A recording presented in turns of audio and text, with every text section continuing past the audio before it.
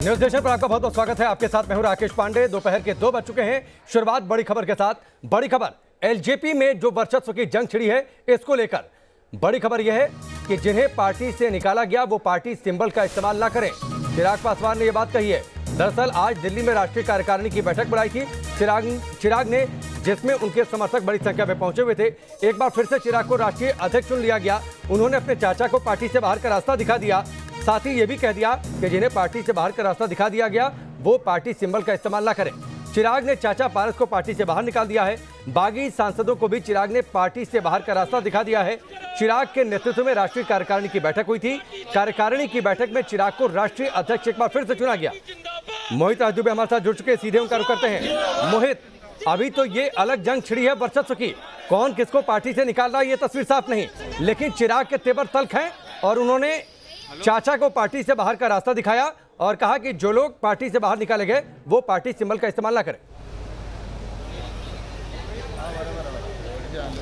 जी बिल्कुल राकेश, जिस तरीके से चिराग पासवान ने बैठक कार्यकारिणी की और जिस तरीके से बैठक बुलाई, मीडिया कैमरे को अंदर अलाउ किया गया था। चिराग पासवान का मकसद बिल्कुल क्लियर था, साफ था कि वो शक्ति प्रदर्शन करना चाहते थे, वो बताना चाहते थे, वो दिखाना चाहते थे कि कार्यकारिणी के ज़्यादातर सदस्य उनके पास है। न्यूज नेशन के पास जो एक्सक्लूसिव देखिए वो पत्र भी है जो प्रस्ताव अंदर पास किए गए। इसमें 5 प्रस्ताव जो हैं वो पास किए गए हैं। इसमें पहला प्रस्ताव यही है कि पार्टी चिराग पासवान को लेकर पूरा भरोसा जताती है, यानी कार्यकारिणी जो है चिराग पासवान को ही अपना नेता मानती है। और दूसरा, जो उनके चाचा जो पशुपति पारस है उनको लेकर सीधे तौर पर प्रस्ताव पारित किया गया है कि उनके द्वारा दिए गए जितने भी बयान हैं और जिस तरीके से उन्होंने जनता को, कार्यकर्ताओं को गुमराह किया है, उसका कार्यकारिणी निंदा करती है। तो कुल मिलाकर चिराग पासवान ने ये करीब 2 घंटे तक ये बैठक की और इस बैठक में साफ कर दिया है कि पार्टी उनके पास भी है। चलिए और मोहित, मैं आपके पास लौट कर आता हूं। मोहित, आपके पास लौट कर आता हूं, लेकिन चिराग पासवान ने क्या कुछ कहा वो पहले सुनवाते हैं। कार्यकारिणी की बैठक में मुझे खुशी है कि कार्यकारिणी के अधिकांश सदस्य यहाँ पर मौजूद थे। उन सबके नाम, उन सबके परिचय के साथ आपको जानकारी दी जाएगी। आप सबने विजुअल्स भी लिए हैं कि कौन कौन लोग यहाँ पर मौजूद थे।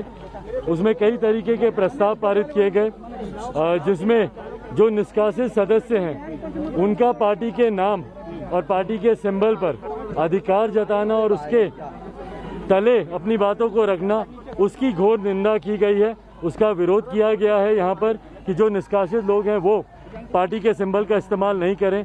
आने वाले दिनों में हम लोगों ने इस बात की मांग जरूर की है कि हमारे पार्टी के संस्थापक, हमारे नेता आदरणीय रामविलास पासवान जी को भारत के सर्वोच्च नागरिक सम्मान भारत रत्न से उन्हें सम्मानित किया जाए और बिहार प्रदेश जो उनकी कर्म भूमि रही है वहाँ पर उनकी एक बड़ी सी प्रतिमा बनाकर उनको सम्मानित किया जाए। साथ ही में ये निर्णय भी लिए गए हैं कि जिस तरीके से आने वाले दिनों में कहा जा रहा है कि कोरोना की तीसरी लहर आएगी, तो उसमें देश भर में पार्टी के कार्यकर्ता मजबूती से उस दिशा में काम करें ताकि जिस तरीके से दूसरी लहर का बहुत ज़्यादा असर करोड़ों लोगों पर पड़ा था, उस असर को हम लोग कम कर पाएँ। उसमें पार्टी के कार्यकर्ता सचेत रहें, मुस्तैदी से काम करें। साथ ही में बिहार समेत कई अन्य राज्य हैं जहाँ पर बाढ़ से भी प्रभावित होते हैं। बिहार में तो हम लोग हर साल देखते हैं बाढ़ आती है और इस साल भी बाढ़ का प्रभाव शुरू हो गया है। तो ये तमाम कार्यकर्ताओं से यह आग्रह किया गया है समिति के तहत कि उस पर कार्य करें। और प्रस्ताव में एक प्रस्ताव ये ज़रूर था कि जितने भी पार्टी के नेशनल एग्जीक्यूटिव के लोग हैं उन सब का विश्वास पार्टी के नेता और पार्टी के अध्यक्ष के तौर पर मुझ में और मेरे द्वारा लिए गए फैसलों पर उनका है। मुझे खुशी है कि तमाम इन प्रस्तावों को सर्वसहमति से हाथ उठाकर जितने भी कार्यकारिणी के सदस्य मौजूद थे उन सब के द्वारा पारित किया गया।